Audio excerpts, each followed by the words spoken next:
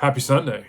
Welcome back to Kevin Toll Reads. Today I have the book review of The Warrior's Path, book number 3 in the Sackett series. Before I do, I have a story to tell you. So our wagon train is making our way west. We finally come upon a small outpost. We had heard about it a few days prior, ran into some frontiersmen that were making their way back east and south. They said if the town was named Herring. It was not much of a town, had a post office, a saloon, a hotel/brothel, and a general store. Trapper, he was very happy as he knew we would get a good meal and we would finally stop complaining about him. I mean, how many times can you have snake sauteed in dirt and venom? Then you had Cookie. He was happy. The general store gave hopes of new supplies for not only us on the wagon train, but the horses as well. I mean, he is an animal lover. And then FreeIndeed was hopeful because it promised maybe a possibility of a bath. I think she needed it more than us. Hyde and Reed and Austin were also very excited because they heard about possibility of a barber. I laughed to myself when we got there, though, because there was no barber, and they would have to deal with their face lice a little more. Bad Taste Books was eager to visit the post office. You know, he was out there looking for that next October spooky read in hopes that he was going to have a book waiting for him. Myself and BingLamb, on the other hand, were eager to set our trap in motion for Faceless. You see, for the past few days, knowing we'd make it to this place, within a fortnight, we had all heard Faceless talking about his poker skills and how many guys he took at one time when he got into a fight over a game of 5-card stud. Adding to the fever and the grandiose tale, Faceless was continually partaking the last of our low supplies of spirits. So as you can imagine, Faceless, being so brash, decided upon entry to the town to hit the saloon right off.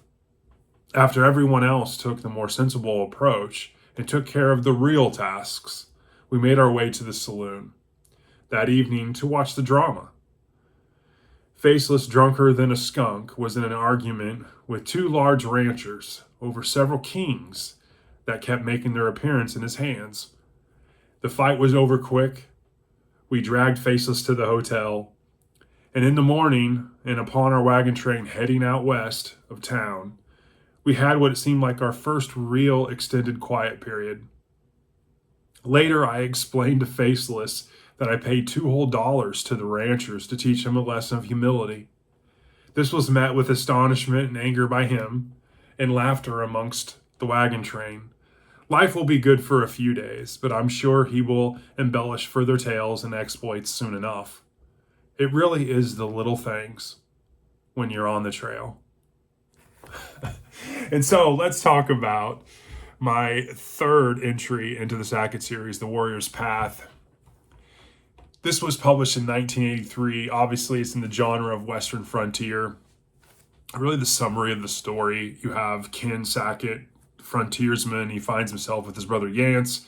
They're needed to help find two girls, Carrie and Diana, what appears to be possibly Indians that have taken them. At least that's what's being told. What they come to find out more so is they're slave traders. Ken and Yance meet this family and some of the heads of the local community, and things just don't seem right. You have one that seems like he's a tracker and outdoorsman, but he's sure that these girls were taken by Indians, and Ken, being, using his brain as much as his skills, just seems like something's off.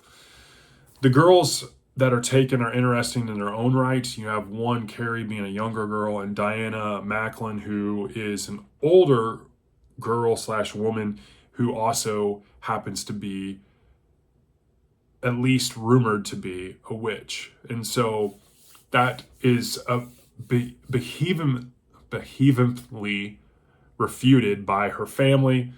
They say that is completely false and that it is all made up, and Diana's just a knowledgeable girl in her own right.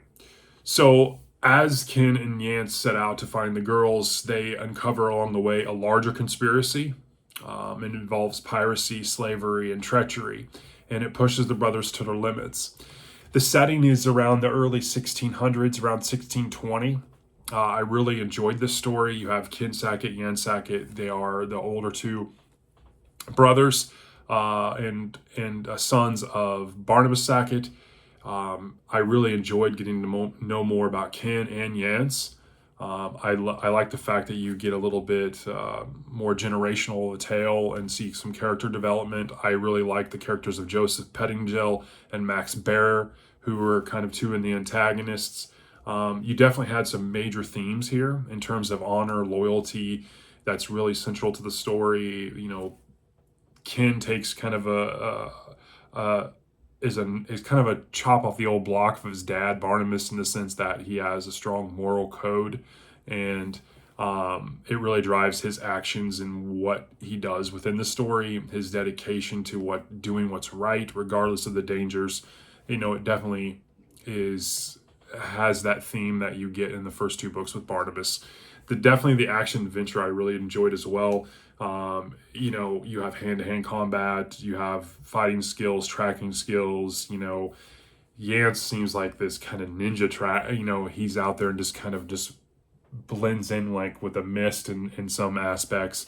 I really like the nods to Noel and their other brother Brian. They also mentioned Jubal. They call Juby. And he's somewhere, and it really, you can tell L'Amour was really setting up for future novels, kind of in some of these kind of homage and nods. At one point, they're talking with some people, and they mention kind of some stuff that has to do with law, and they mention Brian studying the law abroad in England. And so you definitely see kind of some just subtle continuancy of the overarching kind of story. And so I really enjoyed that. The pacing in this book was really good. You know, it starts off with a bang, and then you have this weird kind of turn in the middle, and then it just comes to a nice major climax. It's a quick and fast-paced read. Things I didn't like about the book: I didn't like the part in the middle where it kind of takes a real turn, and Ken decides he's going to go after this one lady, and they're going to Jamaica area. And so you once again get in a boat, and that was kind of some of the turnoff for some of the folks that are in this read along with book 2 a little bit, because like, just get to America. And so this one kind of takes a little bit of a detour. It's short, and it does make sense in the story in and of itself, but it definitely, I would rather just keep things in America. The ending, like most Louis L'Amour endings, is a little rushed, but it does satisfy not only the climax of this story, but again, the nods kind of help roll into what is going to happen in book 4. One of the excerpts I really enjoyed was, "To fight is nothing, to win is not so much. The great thing is to have the endurance and courage to go on, to face a thing eyes wide open and live with it, knowing it will never change." That was a really good excerpt. In terms of rating, I give this a 4.2. I really enjoyed this. I thought it was really good. It definitely sets up and makes me very interested in book 4, which is Jubal Sackett. I think I'm going to relate with Jubal more than any of the other characters, but I really enjoyed Ken and Yance. So I look forward to that. That is my review, Warrior's Path by Louis L'Amour. I hope you enjoyed it. I hope you enjoyed my little story I wrote about my fellow Wagon Train members, and I hope you have a great Sunday. Thanks.